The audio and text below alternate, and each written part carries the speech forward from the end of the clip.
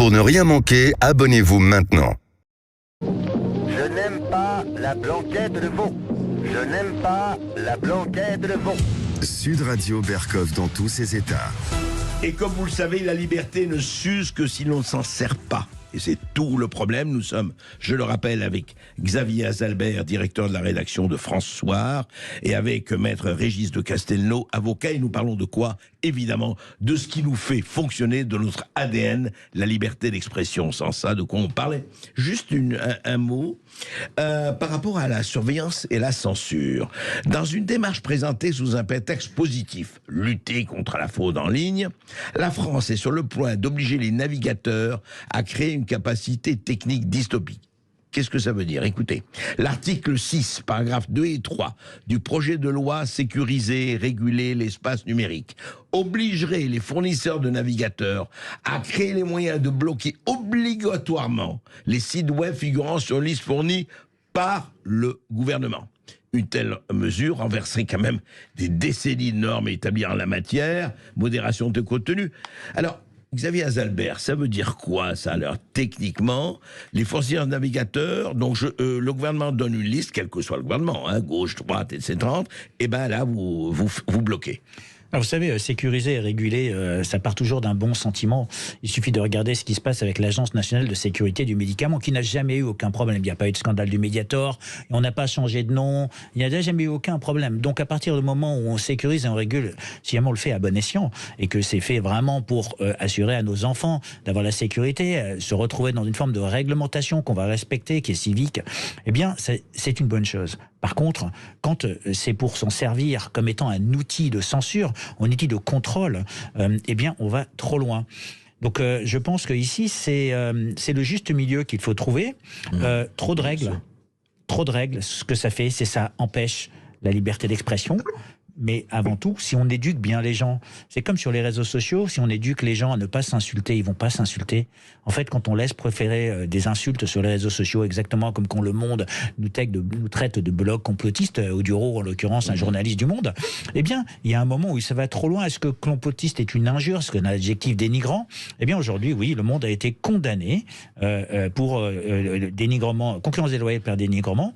Mais il faut rappeler une chose, c'est qu'en France, on a appris des règles, on nous a appris le civisme, et toutes ces règles-là, on les a oubliées.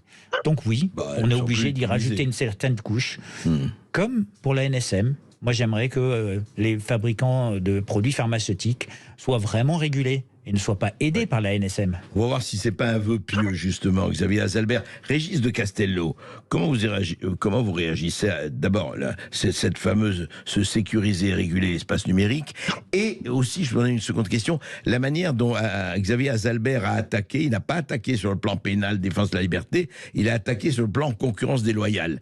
Et l'homme de droit que vous êtes, j'aimerais savoir comment il réagit par rapport à justement ce qu'il faut faire, par rapport à cette espèce d'espace que l'on cherche à rétrécir de plus en plus. Alors, à la première question, comme par hasard, on nous resserre la loi Avia, qui est une violation, enfin c'est ce que vous me décrivez, est une violation des principes de la Déclaration des droits de l'homme et du citoyen. Hein, la déclaration française, celle qui est dans notre Constitution, oui, qui dit que la liberté d'expression est absolue, qu'elle peut être limitée s'il y a un intérêt général qui le permet, et que ça doit être prononcé par le juge dans un contrôle a posteriori. Là, qu'est-ce qu'on essaye de nous faire? On essaye de nous dire on va faire un contrôle a priori, et c'est l'exécutif qui va décider ce qu'on a le droit de dire et de pas dire. Pas les juges, mais l'exécutif, absolument. Voilà. Et donc ça, c'est une hérésie totale. Bon. Donc, c'est d'ailleurs la raison pour laquelle le texte d'Avia avait été retoqué au Conseil constitutionnel, qui est pourtant bien gentil avec le système Macron. Alors, la deuxième question. Oui. Donc, je remercie Xavier Azalbert de m'avoir offert une petite friandise, parce que j'ai lu la décision du tribunal de commerce, oui, qui condamne Le Monde. Et je trouve c'est excellent comme idée. Moi, je regrette de ne pas l'avoir eu. C'est-à-dire que lorsqu'on est insulté, lorsqu'on est diffamé, lorsqu'on vous harcèle de cette façon-là, aller devant les juridictions du droit de la presse, et je pense en particulier à la 17e chambre correctionnelle de Paris, à mon avis, ça sert pas à grand-chose, parce que c'est très long, et ensuite, les magistrats sont extrêmement, soucieux de ne pas condamner et de laisser un petit peu, je prends mes responsabilités en le disant, de laisser un petit peu ce système perdurer, ce système de domination perdurer. Alors, le fait d'avoir saisi le tribunal de commerce, où siègent des magistrats, on appelle ça des siégevins, ce sont des magistrats professionnels, issus, donc j'ai vu d'ailleurs, à cette occasion, en lisant la décision, que je connaissais un des magistrats, personnellement, je l'ai connu il y a longtemps, et donc ce sont des professionnels qui, oui, ont vu quoi? Ils ont vu qu'il y avait des allégations qui n'étaient pas prouvées, ils ont vu qu'il y avait de la diffamation, et ils ont considéré que ces informations fausses et systématiques constituaient de la concurrence déloyale. C'est-à-dire, François est un organe de presse avec un site numérique, Le Monde aussi, référence ou pas, moi j'ai les doutes sur la référence aujourd'hui, et par conséquent, c'est de la concurrence déloyale. Le dénigrement par concurrence. Prends un petit exemple. Histoire de faire une petite métaphore, admettons que tel fabricant de yaourts vienne dire, écoutez, les yaourts de mon concurrent, ils sont tous de date dépassée, ils sont pas pourris, fabriqués etc. normalement, et ils sont pourris. Je suis désolé, il va être lourdement condamné. Donc, c'est une façon de venir sur un terrain qui est le terrain pratique. Et moi, je trouve que c'est une excellente idée et j'espère que d'autres vont s'en saisir, Monsieur Azalbert, parce que vraiment, c'était ce qu'il fallait faire. Alors, bien sûr, ils ont fait appel. On verra ce que dire la Cour d'appel. Et là, la Cour d'appel, ce seront des magistrats professionnels. Ce ne seront plus des juges qui vont statuer, mais ça constitue un précédent. Et puis, écoutez, la lecture est quand même très sévère pour le monde, très sévère, en disant, attendez, vous dites ça, ça, ça et ça, vous n'établissez rien, vous ne prouvez pas que c'est complotiste, etc. Mais juste un mot, et après je redonne la parole à Xavier Azalbert, puisque effectivement, il a trouvé cette stratégie, comme vous dites, le pas de côté. Mais dites-moi, ce mot qu'on prononce, Régis de Castelnau, à tort et à travers et à tout encore, de complotiste, ça a remplacé quoi? Fasciste? Ça a remplacé extrémiste? Ça a remplacé quoi? C'est quoi complotiste aujourd'hui? Non, alors c'est fondamental, je pense, c'est l'accusation, qui, ça fait quelques années qu'on s'en sert, l'accusation qu'on lance contre celui qui s'oppose au discours dominant. Or, le débat contradictoire, les opinions diverses et éventuellement contradictoires, c'est la façon d'élaborer une approche du réel et une approche de la vérité. L'avocat qui vous parle, il a toujours pratiqué ça. Pour arriver à la vérité judiciaire, il faut qu'il y ait un débat contradictoire. Bien sûr. Donc là, il s'agit de disqualifier l'opposition en l'accusant de complotisme. Et ce qui est grave, c'est-à-dire que ça a dérivé maintenant, dès que vous imputez à un opérateur une intention, un opérateur, un gouvernement, un ministre, à des intervenants, dès que vous leur prêtez une intention, et dans l'histoire on sait très bien qu'il y a des intentions, on vous traite de complotiste. C'est-à-dire que, et alors il y a un spécialiste de ça, c'est Gérald Bronner, un macroniste pur jus, qui vient nous dire que prêter l'histoire, elle se fait toute seule. Prêter des intentions à des opérateurs, c'est directement complotiste. Non, c'est très grave, cet outil qui est devenu un outil de censure pur et simple. Oui, on revient toujours à ça. Xavier Azalbert, justement, vous y allez, effectivement, vous n'allez pas par quatre chemins. Jusqu'ici, d'ailleurs, on a cherché à vous condamner, on vous a attaqué à plusieurs reprises, mais effectivement, à chaque fois, je crois, vous avez effectivement trouvé, en tout cas, sinon trouvé la parade, montré que, voilà, on se demande, est-ce que alors, même question que j'ai posée à Régis de Castelnau, est-ce que, au fond, voilà, est-ce que c'est une accusation commode pour écarter la personne et pour la décrédibiliser, ou est-ce que c'est une manière aussi de dire que il vaut mieux parler des faux complotistes pour ne pas parler des vrais comploteurs? Alors ça c'est une phrase qui sera souvent reprise, on va dire, qui vraiment profite du complotisme, qui profite des comploteurs. En l'occurrence, quand on est dans un cénacle, dans un dîner et qu'on s'insulte les uns les autres, voilà, bon, c'est une embrouille. Mais quand ça se passe au niveau commercial, c'est ce que disait Régis de Castelnau, il arrive un moment ou un autre où, si mes yaourts sont moins bons que ceux d'à côté et qu'on nous vise dessus, qu'est-ce que ça va faire? On va perdre des parts de marché. Donc ça se traduit par une véritable perte commerciale. social. Le Monde, oui, est un organe de presse de référence dans l'inconscient collectif et dans la tête des gens. C'est une marque. Cette marque doit respecter la charte de Munich, elle doit respecter les lecteurs le plus que possible. Et François est aussi une marque. François, c'est une grande marque. François, c'est aujourd'hui un grand journal. La différence qu'il y a, c'est que Le Monde a une grande rédaction et ils commettent des erreurs. Ils ont commis des erreurs et ils l'ont répété, cette erreur. C'est ce qu'a condamné le tribunal de commerce. De dire une fois qu'on est un blog, ça va le dire 20 fois, ça a été jugé comme étant du dénigrement par concurrence déloyale, c'est-à-dire qu'ils essayent de porter atteinte à François. François, c'est un grand journal. Et ça veut dire quoi, un grand journal? Ça ne veut pas dire qu'on a une grande rédaction. Ça veut dire que aujourd'hui, moi, je lis les dépêches AFP, comme fait Le Monde. Je suis même abonné à l'AFP. Je suis pas très. Vous ne lisez pas que l'AFP, j'imagine. Mais je ne lis pas que l'AFP. Au contraire, ce que je fais, c'est j'ai ma propre grille de lecture. Je ne regarde pas ce que font les autres. Eux, ils se regardent entre eux. Nous, on a nos propres titres, comme vous avez chez Sud Radio. Vous êtes un grand média parce que vous avez vos propres points de vue, vos propres grilles d'analyse. Et c'est ce que vous offrez à vos lecteurs. Et c'est pour ça que vos lecteurs vous écoutent. Et moi, j'invite tous les gens qui ont une croyance que François est un bloc complotiste ou qui font des fausses informations à venir voir et à venir lire. Jugez d'eux-mêmes. Jugez par vous-même. Je vous fais ici, confiance. Comme ailleurs, absolument. Nous avons fait confiance à nos lecteurs. Nous l'avons écrit dans le manifeste. Nos experts, c'est vous. Et donc, en faisant confiance aux gens, les gens viennent et s'instruisent, s'informent, et ils se rendent compte que ben non, oui, c'est un point de vue différent, et bien, ça m'instruit, et ça m'aide à avoir un point de vue plus objectif et plus adulte. C'est ce que devrait être le journalisme et l'information dans tous leurs états. Malheureusement, c'est pas toujours le cas. On en parle tout de suite après une nouvelle petite pause avec Régis de Castelnau, avec Xavier Azalbert et avec ce que vous mettez, auditeurs de Sud Radio, le plus au monde, la liberté. Et vous avez la parole, chers auditeurs de Sud Radio, 0826 300 300. Vous nous appelez pour participer au débat sur la liberté de la presse et la liberté de l'expression. À tout de suite sur Sud Radio. Sud Radio. Ici Sud Radio. Les Français parlent au français. Les carottes sont cuites. Les carottes sont cuites. Sud Radio Berkov dans tous ses états. Et avec toujours Xavier Azalbert, directeur de la rédaction de François, Régis de Castelnau, avocat, je rappelle son blog Vue du droit et auteur de Une justice politique, on l'avait reçu là-dessus d'ailleurs aux éditions de l'Artilleur, et membre de la rédaction Front Populaire. On n'est pas encore en 2036, mais Régis de Castelnau se prépare.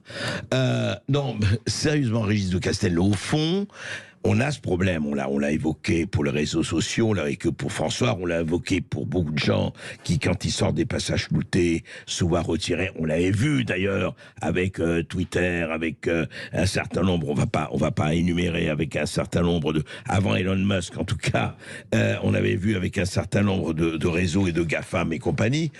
Au fond, est-ce qu'il y a... Alors, vous avez salué l'initiative, la stratégie de Xavier Azalbert. Au fond, est-ce qu'il n'y a pas un vrai problème, et on l'a vu d'ailleurs avec le journal du dimanche aujourd'hui, c'est-à-dire, moi ça m'a frappé, quel que soit ce qu'on peut penser de Geoffroy Lejeune ou de l'équipe, etc., que les journalistes de JDD sont pas d'accord, tout ça, mais quand on fait vous savez ça, quand on fait une pétition signée par 600 personnes en disant il est inadmissible que le JDD soit pris, c'est comme si vous voulez, en fait, c'était la résistance qui passait à l'occupation allemande. Ça vous inspire quoi, ça, Régis de Castelnau ? C'est une dégradation de l'esprit public qui est tout à fait considérable. Tout à fait considérable. C'est-à-dire que vous avez un journal. Alors, c'est-à-dire que quand un certain nombre de journaux ont été rachetés, je pense à Monsieur Drahi, par exemple, je pense au Monde. Le Monde a été racheté par Pigasse et par Niel. Ils y ont mis leurs hommes et c'est devenu une feuille qui a une orientation extrêmement précise. Et une orientation politique précise et qui, en ce qui concerne le traitement de l'information, est non seulement extrêmement orientée, très subjective, mais est tout à fait capable de véhiculer des fausses nouvelles. On va encore être attaqué, mais c'est très bien. Mais non, des fausses nouvelles, au sens, il y a façon et façon de faire aussi, il y a des présentations, il y a bien sûr. Dans la guerre en Ukraine, ils ont quand même été à l'avant-garde des âneries qu'on a entendues depuis 1 an et demi maintenant. Hein. Donc, et y compris, ils ont laissé passer des articles qui étaient de discrimination et de racisme russophobe, qui étaient assez étonnants. Bon, toujours est-il que aujourd'hui, justement, le pluralisme, vous avez l'Arcom qui doit y veiller au pluralisme. Alors, dans le service public, ça, il n'y a aucune illusion à avoir. Mais dès que vous avez une voix dissidente, à ce moment-là, vous avez toute une mécanique qui se met en branle. Vous en savez quelque chose, André, hein? Vous en savez quelque chose, c'est-à-dire que effectivement, vous avez été l'objet de campagne, et donc là, en l'occurrence, c'est l'histoire de Geoffroy Lejeune. C'est incroyable. Vous avez 600 personnes qui... Moi, c'est ça qui m'a frappé. De pétition, 600 personnes qui disent comment... Et vous avez des gens... Halte au nazisme, enfin. Et vous avez des gens qui se piquent d'être ceci, cela ou progressistes et qui ont oublié ce que disait Rosa Luxembourg, qui disait que la liberté d'expression, c'est d'abord celle de celui qui ne pense pas comme moi. C'est-à-dire qu'ils ont... C'est étonnant ça, parce que je pense que, André, on est de la même génération. Moi, je me rappelle qu'il y a 30, 40 ans, c'était pas comme ça. C'est-à-dire que la parole, les débats étaient durs, les débats pouvaient être durs, mais même les insultes, pas des levées de boucliers pour faire taire les gens, quoi. Bien sûr, bien sûr. Non, c'est ça qui est assez terrible, et d'autant plus quand même que cette presse, vous parlez de ça, quand même cette presse, Xavier Azalbert, moi je le dis d'autant plus que Sud Radio n'est pas subventionné. Sud Radio est une radio libre au vrai sens du terme. Il y en a d'autres, il y a d'autres médias. Mais ces subventions, dites-moi, ces journaux qui appartiennent à des gens, mais tant mieux pour eux, très très aisés, qui ont ce qu'il faut, et puis qui sont subventionnés. On voit, on a la liste, c'est public. 16 millions d'euros par an par tel journal, 18 millions d'euros par an pour tel journal, payés par nous, contribuables, par l'État. C'est quoi ça ? Alors tout à fait. Bon, les subventions, on en est très friand en France. Il arrive un moment où les subventions qui deviennent pérennes, puisqu'en fin de compte c'est tous les ans, on prend une habitude, ça devient une mauvaise habitude, et en fait les journaux attendent ces subventions et ils les prennent en considération même dans leur bilan. Alors chez Sud Radio, vous n'en avez pas, chez François, nous n'en avons pas, et c'est ça ce qui nous fait vraiment libre, parce qu'on est indépendant de cette subvention. Nous ne sommes pas dépendants, nous sommes inféodés à personne. Nous invitons nos lecteurs à nous soutenir. Et donc on est là pour amener une information. Et c'est vraiment notre motivation. On est à cœur de servir l'information. Quand on reçoit des subventions, on a à cœur de servir ceux qui nous subventionnent. Et ça paraît tout à fait logique. Alors, ça paraît très logique si on n'avait pas la charte de déontologie de la charte de Munich, c'est-à-dire dire la vérité quoi qu'il en coûte. Quand Le Monde dit a priori François dit des fausses informations et qu'a posteriori il se fait condamner par le tribunal, on revient à la chose dont a parlé Maître de Castelnau tout à l'heure, c'est que, eh bien, ils peuvent le dire.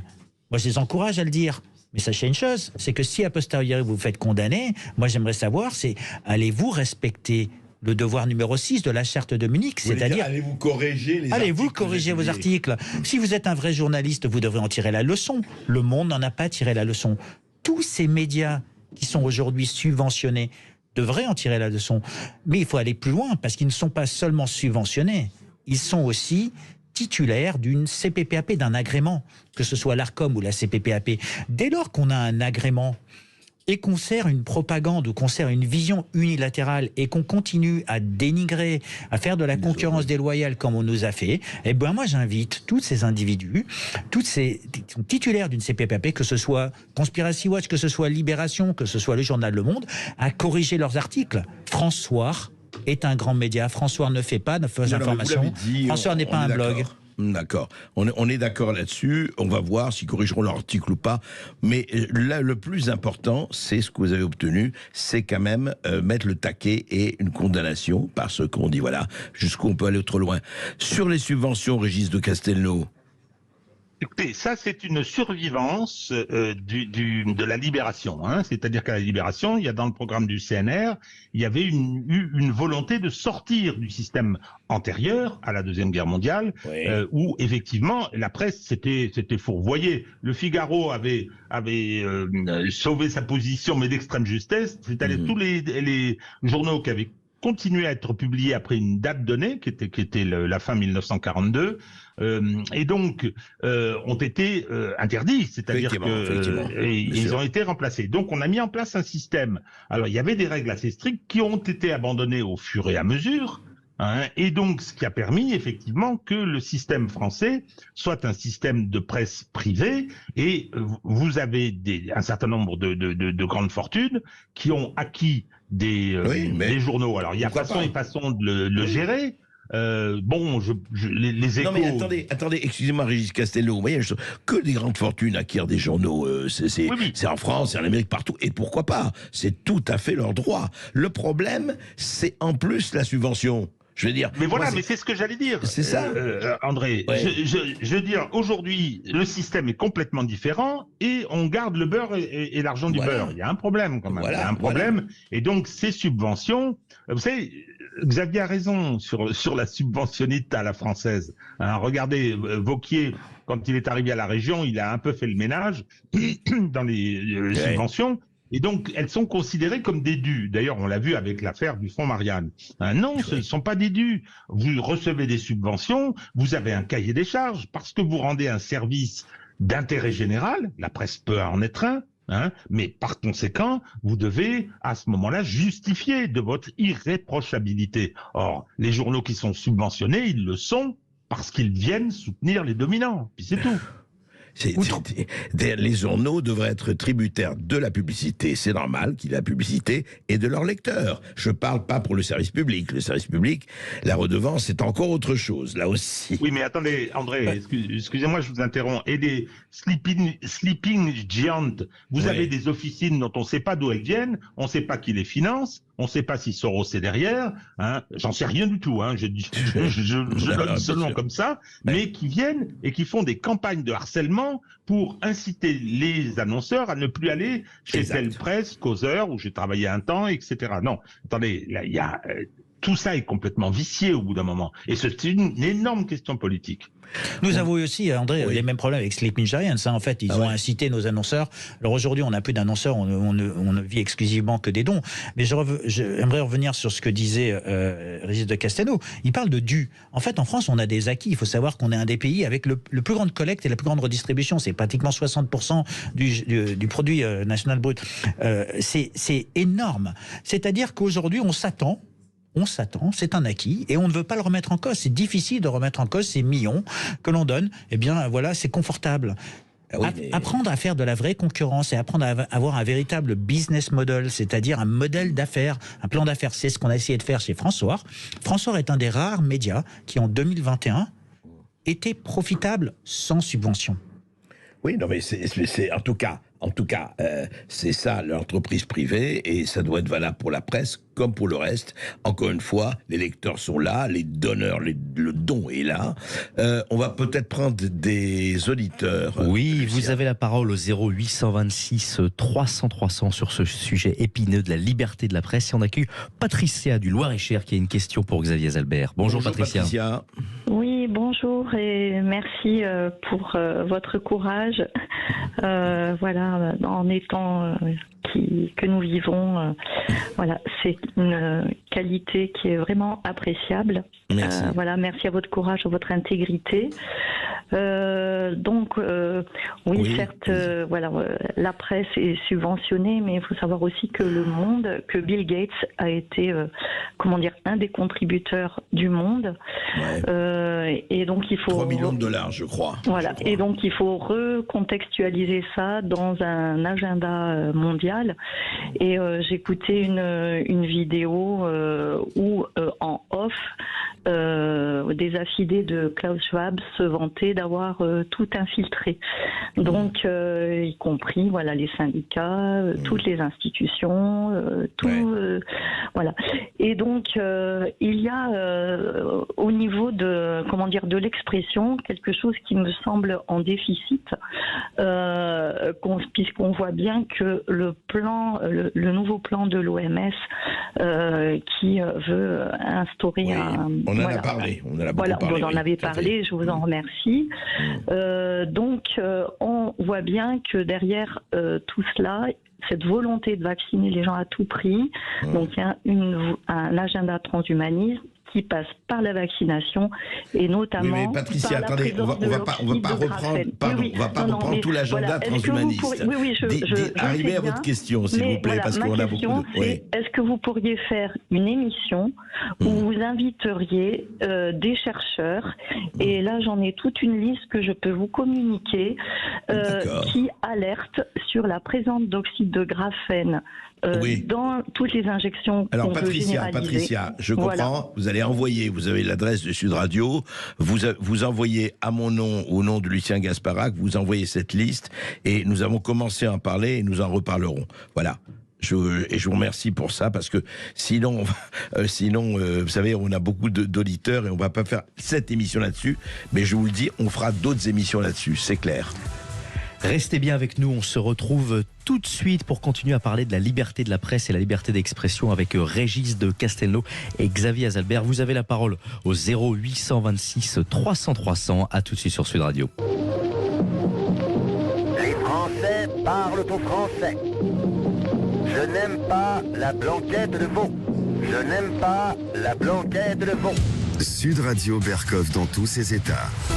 Vous êtes bien sur Sud Radio dans le face-à-face d'André Berkoff avec Régis de Castelnau et Xavier Azalbert sur le sujet de la liberté de la presse et la liberté d'expression. Et vous avez la parole au 0826 300 300. On accueille tout de suite Emmanuel de Pessac. Bonjour Emmanuel. Bonjour Emmanuel. Bonjour André. Bonjour à vous invités et merci de vous bagarrer. Moi j'ai vraiment la sensation qu'il y a vraiment une mâchoire qui se referme. Vous savez, on parlait des subventions, en anglais on dit follow the money. Celui qui donne est toujours celui qui reçoit. Ça c'était de Napoléon. Absolument. Et si vous avez reçu Jean-Dominique Michel, que je crois François a reçu aussi d'ailleurs, quand il a écrit Mein Kampf, tout le monde l'a pris pour un taré. Hitler. Lisez le Grand Reset, tout le monde les prend pour des tarés. Mais en fait, le premier young leader de Davos, c'est quand même Macron. Donc le plan se déroule, c'est une mâchoire qui se referme à tous les niveaux.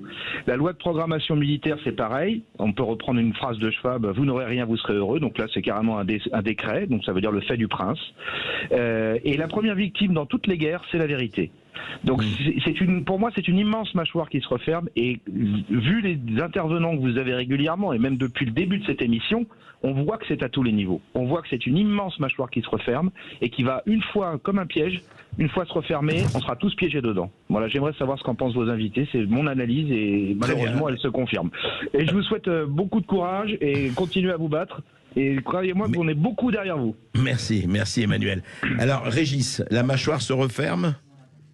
Je suis moins pessimiste que ça et en même temps assez pessimiste. Bon, je m'explique.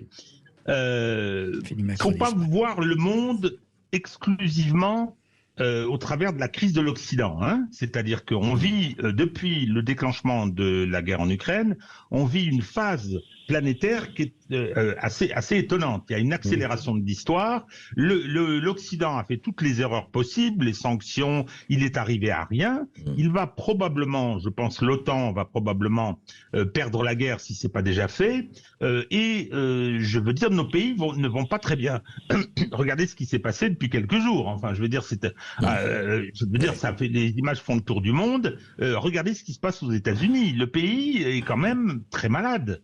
Très malade, au point que Douglas MacGregor, qui n'est quand même pas n'importe qui, c'est un militaire qui... le général Douglas MacGregor, et qui est extrêmement pertinent, il dit, je ne sais pas si les élections, la présidentielle de 2024 va se tenir. Attendez, donc vous dites qu'on est trop occidental dans l'histoire de la mâchoire. Je pense que la mâchoire, ces gens n'ont pas nécessairement les moyens de la refermer complètement. Il y a véritablement une fuite en avant, il y a des atteintes aux libertés fondamentales, mais en même temps, il y a une crise sociale, il y a des opinions publiques qui ne marchent plus. Regardez, c'est peut-être idiot ce que je vais dire, mais le succès de cette cagnotte, j'aime pas trop la manœuvre de Monsieur Messia. La cagnotte pour le policier, pour la famille du policier. Voilà, pardon.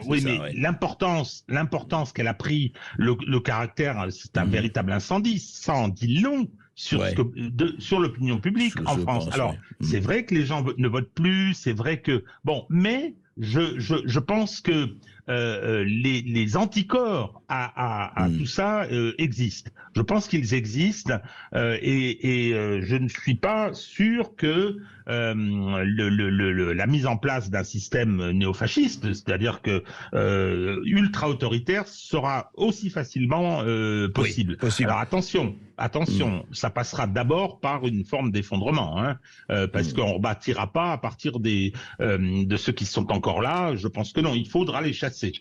Alors Xavier Azalbert, cette tentation de l'autorité que l'on sent, on dit voilà, c'est, pardon, je vais être le bordel partout, etc. On veut vraiment des gens à poigne.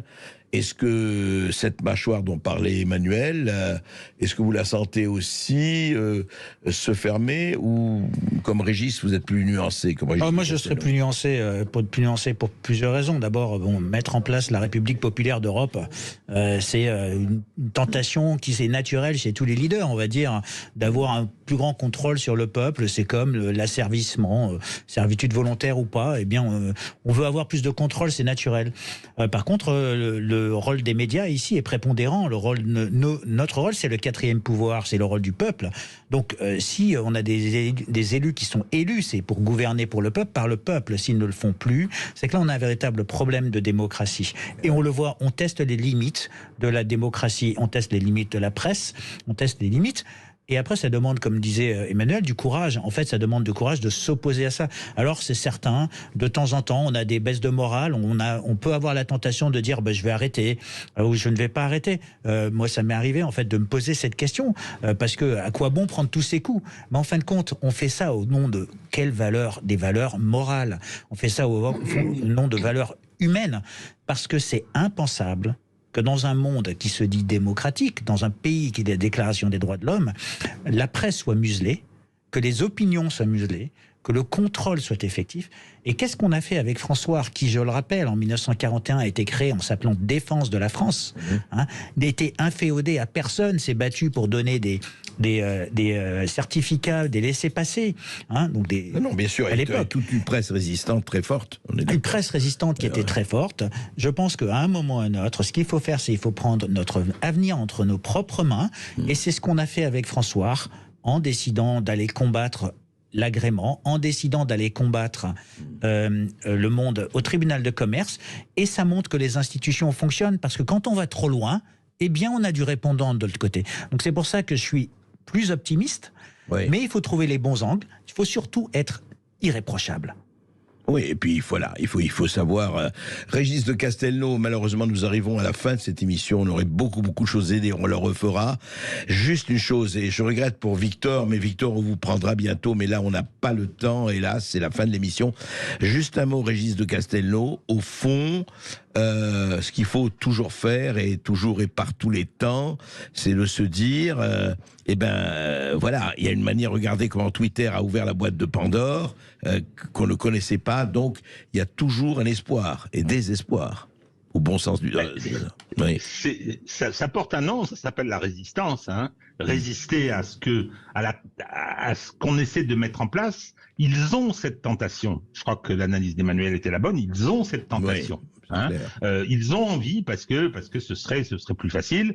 Quand vous voyez le niveau de la culture des libertés publiques d'Emmanuel Macron, ça fait peur, quoi. Mais ils ont cette tentation et il faut y résister. C'est vrai qu'il y a des moments où on a l'impression qu'on va pas y arriver. En même temps, ça bouge, quoi. Et Xavier a raison sur la décision du tribunal de commerce de Paris. Ce sont des classiques, les magistrats qui siègent à Paris. Elle est sanglante pour le monde. Elle est sanglante, elle est juridiquement, à mon avis, imparable, et elle est extrêmement sévère. Ça donne le moral. Oui, absolument. Ça donne le moral, comme quoi, effectivement, il faut faire confiance aussi, là, dans la justice de son pays, quand elle agit. Et il faut surtout se dire que vraiment, encore une fois, la liberté. Vous savez, c'est pas par hasard que c'est le premier article qui est sur le fronton de tous les édifices publics de France et de Navarre. Eh ben, attention, soignez-la à tous les niveaux. Sinon, ce sera embêtant. Merci beaucoup, chers auditeurs, d'être toujours aussi nombreux à nous écouter. Merci à Régis de Castelnau, avocat, et son livre, auteur de Une justice politique aux éditions L'Artillère, et Xavier Azalbert, directeur de la rédaction de François. Tout de suite après les informations, l'émission de Brigitte Lahaye. À tout de suite sur Sud Radio.